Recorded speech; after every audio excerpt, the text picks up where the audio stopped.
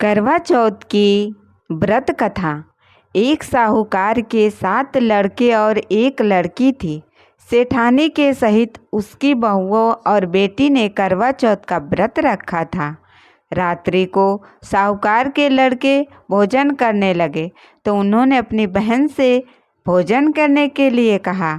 इस पर बहन ने उत्तर दिया, भाई अभी चांद नहीं निकला है, उसके निकलने पर अर्घ देकर ही भोजन करूंगी।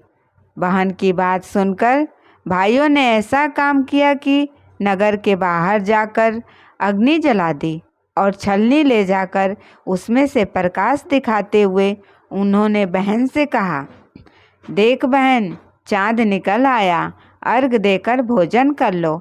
यह सुनकर उसने अपनी भाभियों से कहा कि आओ तुम भी चंद्रमा को अर्घ दे दो।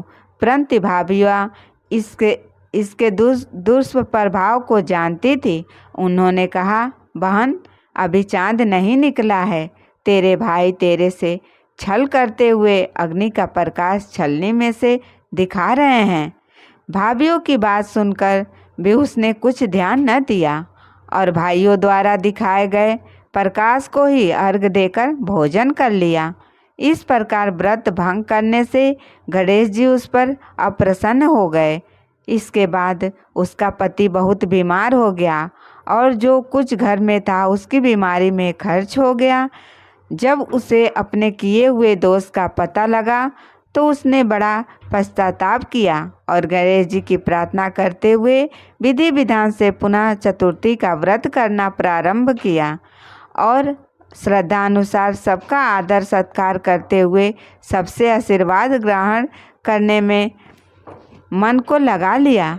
इस प्रकार उसके श्रद्धा भक्ति सहित कर्म को देखकर भगवान गणेश उस पर प्रसन्न हो गए और उसके पति को जीवन दान देकर आरोग्य करने के पश्चात धन संपत्ति से युक्त कर दिया। इस प्रकार जो कोई छल कपट को त्याग कर श्रद्धा भक्ति से करवा चौथ का व्रत करेंगे वे सब प्रकार सुखी होते हुए कलेशों से मुक्ति हो जाएंगे। ऐसा इसका महत्व कहा जाता है। जय करवा माता।